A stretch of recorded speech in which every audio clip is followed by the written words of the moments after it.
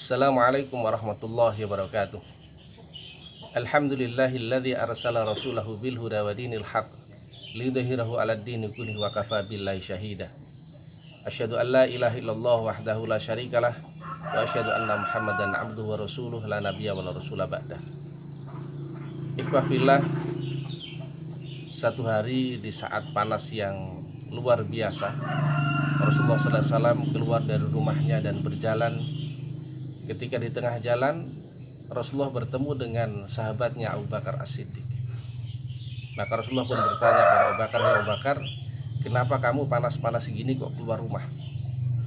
Maka Abu Bakar mengatakan, "Ya Rasulullah, di rumah saya tidak ada apa-apa. Saya lapar." Maka dia kemudian keluar itu. Lantas dua insan ini, Abu Bakar dan Rasulullah SAW, meneruskan perjalanan.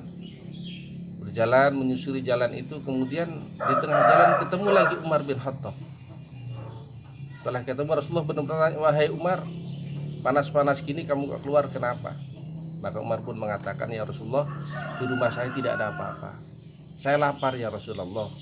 Maka kemudian tiga orang ini terus berjalan, akhirnya menuju pada rumahnya Abu Ayyub Al-Ansori.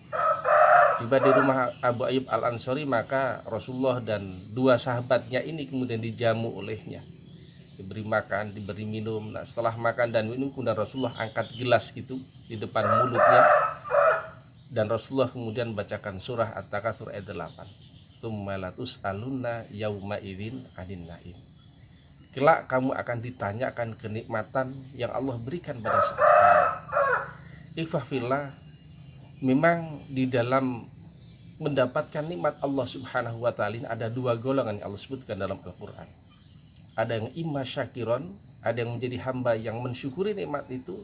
Ada yang kedua adalah imma kafuro, ada yang mengkufuri nikmat itu. Jadi ada yang mensyukuri nikmat, ada yang mengkufuri nikmat. Ikhwah fillah, Imam Al-Ghazali mengatakan bahwa ada tiga komponen orang itu disebut syukur pada Allah Subhanahu wa ta'ala.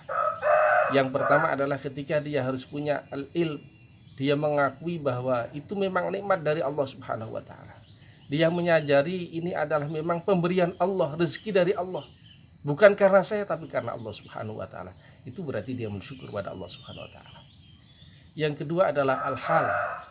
Hal itu keadaan diri, keadaan jiwa, ekspresinya. Memang sangat berbeda sekali orang yang, misalnya satu contoh, misalnya di sebelah kita ada orang dapat uang 1 juta, kemudian kita di sebelahnya itu dapat uang 100.000, mungkin ekspresinya akan berbeda. Nah, orang yang bersyukur dengan tidak, orang yang kurang dan orang yang mensyukuri itu ekspresinya akan berbeda. Nah, tanda syukur adalah ekspresi itu salah satunya.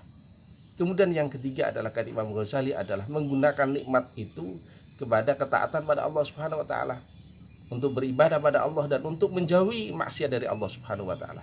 Ini tanda dia mensyukuri nikmat Allah Subhanahu wa ta'ala.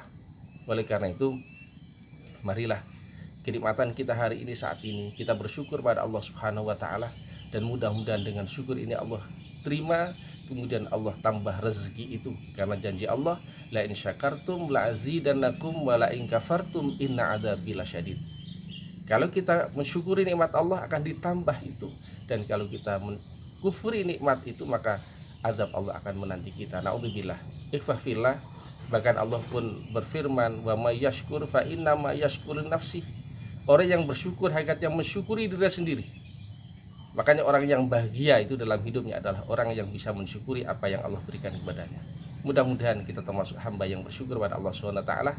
Bila taufiq hidayah. Assalamualaikum warahmatullahi wabarakatuh.